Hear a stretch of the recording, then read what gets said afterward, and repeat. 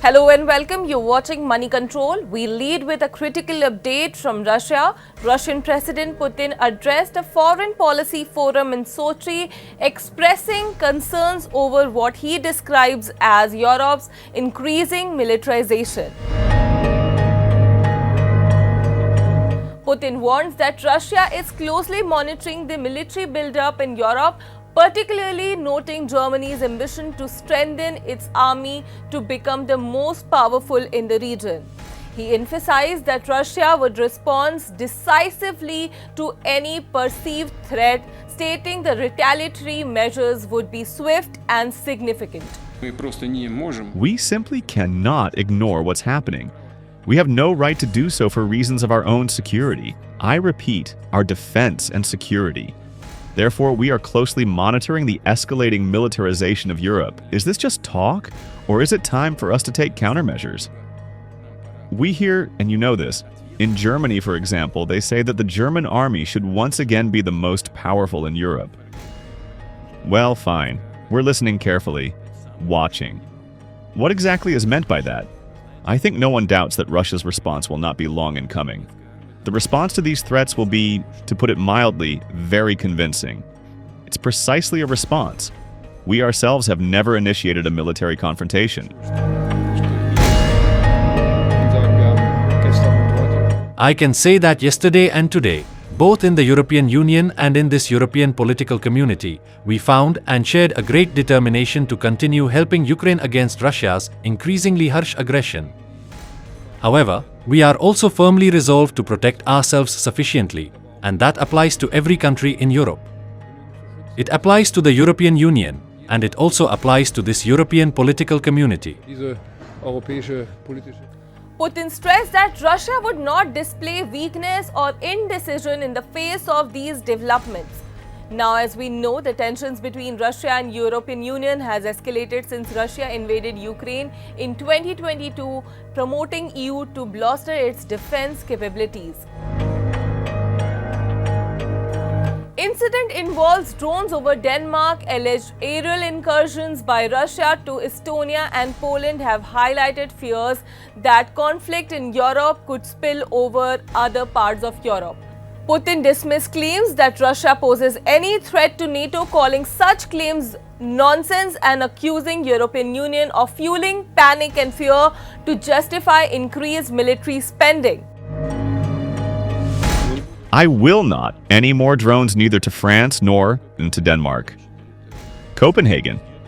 Where else do they fly to? To Lisbon. You know, people who used to have fun about UFOs things are now having fun there. There are so many odd guys there, as we have, by the way. And here we have no difference, especially if we talk about some young people.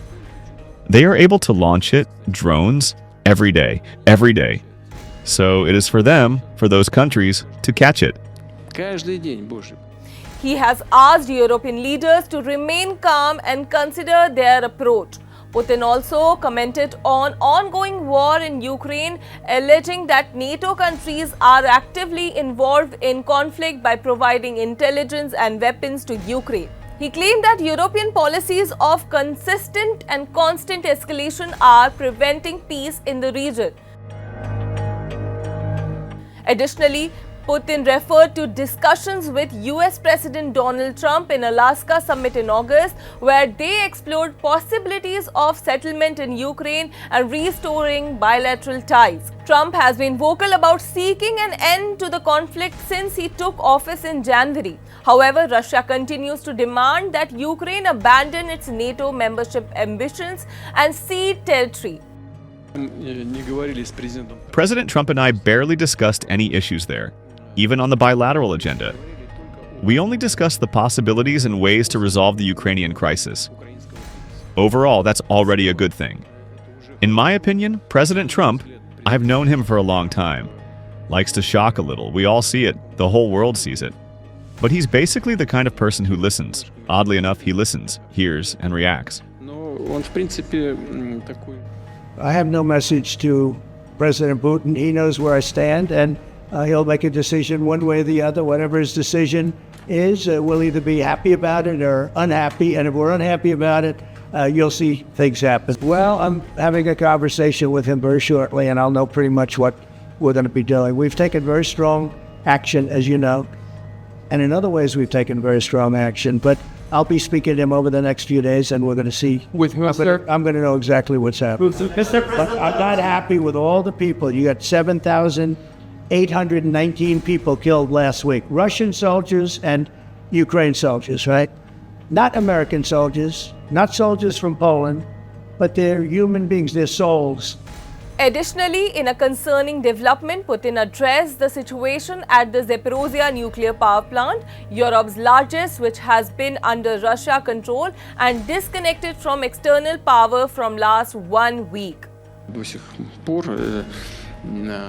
It happens the same as before. Armed insurgents from the Ukrainian side are trying to strike the environs of the Zaporizhzhia Nuclear Power Plant. Thank God, there have not been any strikes on Zaporizhzhia Nuclear Power Plant itself. There have been several strikes on the training center. A few days ago, before the IAEA director, Mr. Grossi, arrived in Russia, there was an artillery strike on the power pylons, and they collapsed. Currently, the Zaporizhzhia Nuclear Power Plant is powered by generators, and it is reliably powered. Both Russia and Ukraine have accused each other of attacking plant's power grid. Putin warned that Ukraine's action near facilities are risky and suggested Russia could target Ukrainian nuclear plant in retaliation, though he stated the situation at Zaporizhzhia remains under control. We'll continue to follow these developments closely. Stay tuned for more updates with Money Control. Welcome to Money Control, your ultimate destination in the ever-evolving world of finance, business, markets, policy and technology. India's preeminent news platform, driven by facts and fueled by data. A platform made in India, for India and for the world. Moneycontrol.com has a staggering reach of 100 million plus monthly active users and 6.02 million daily active users. Being a transformative digital force, reshaping how we engage with money, markets, and news. Setting us apart is our commitment to delivering accurate information and empowering financial decision-making in a dynamic ecosystem. Seeking a deeper dive into the financial realm, we present Money Control Pro, a powerhouse of exclusive insights, providing actionable investment ideas and expert analysis. Because in today's fast-paced world, informed decisions demand both information and expertise. And we have 1 million plus Money Control Pro total paid subscribers and 100% return in 1.5 years, beating the market. Explore market trends, access expert opinions, and utilize essential financial tools all at your fingertips. Join the millions who trust moneycontrol.com for their financial journey, where facts meet finance and data drives decisions.